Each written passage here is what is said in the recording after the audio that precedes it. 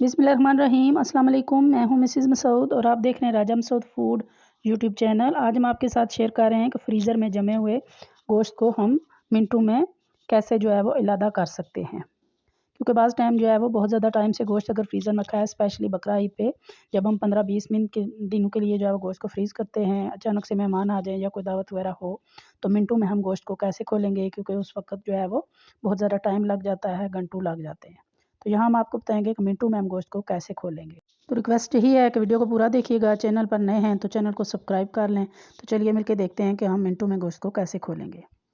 तो यहाँ मेरे पास ये गोश्त है,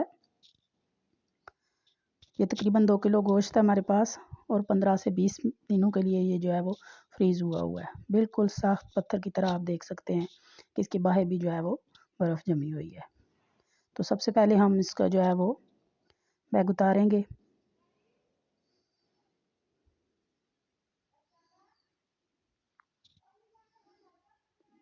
तो यहाँ देखें आप, इसके अंदर कितनी जो है वो बर्फ़ जमी हुई है और कितना सख्त, ये बिल्कुल पत्थर की तरह जो है वो जमा हुआ है।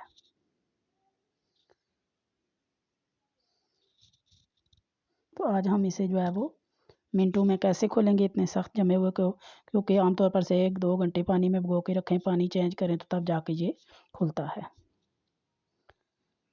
तो यहाँ भी हम एक जो है देचका ले लिया, हमने कोई सा भी देचका लें या बर्तन लें, हमने उसमें पानी डालना है। पानी इतना डालना है कि जिसमें हमारा गोश्त सारा जो है वो डिप हो जाए, अच्छी तरह डूब जाए।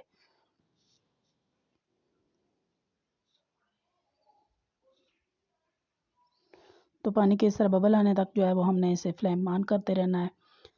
तो पानी को इस तरह बबल आना स्टार्ट हो गए, यानी ये अच्छी तरह गर्म हो रहा है, तो 1 चम्मच जो है वो इसमें नमक डालेंगे और नमक को अच्छी तरह मिक्स करके जो है इसमें हल कर लेंगे। तो हमने यहाँ पे चूल्हे पे पानी गर्म किया है, तो आप इसके अलावा जो है वो केटल से गर्म पानी या फिर गीज़र वगैरह का जो गर्म पानी है वो भी आप इसमें डाल सकते हैं। तो यहाँ हमने बिल्कुल इतना पानी लिया है जिसमें देखें हमारा गोश्त डिप हो चुका है। इसको डिप करके हम छोड़ देंगे 5 मिनट के लिए। तो 5 मिनट के बाद देखें आप, ये देखें माशाल्लाह से साइड से जो है वो ये गोश्त अलहदा होना शुरू हो चुका है। बहुत इजीली साइड से ये सिर्फ 5 मिनट में ये अलहदा हो रहा है। साइड साइड से इसकी जितने भी जो है पीसीज हैं वो अलग हो रहे हैं।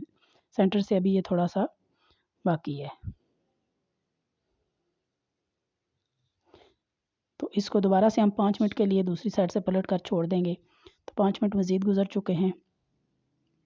तो आप देखें यहाँ पे सारा गोश्त जो है वो जो रह गया था वो भी अलग हो चुका है और सारा इसका जो ब्लड वगैरह है, खून वगैरह, वो भी सारा निकल चुका है इस तरीके से।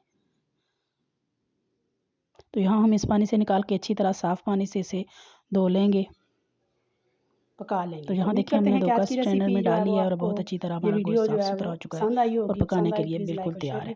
तो उम्मीद करते हैं कि आज की ये रेसिपी जो है वो वीडियो जो है आपको पसंद आई होगी। पसंद आई है प्लीज़ लाइक और शेयर भी कीजिएगा और चैनल पर नए हैं तो प्लीज़ चैनल से पहले सब्सक्राइब ज़रूर कीजिएगा। अपना बहुत ख्याल रखिएगा, मुझे दुआ में याद रखिएगा। बहुत शुक्रिया। अल्लाह हाफिज़।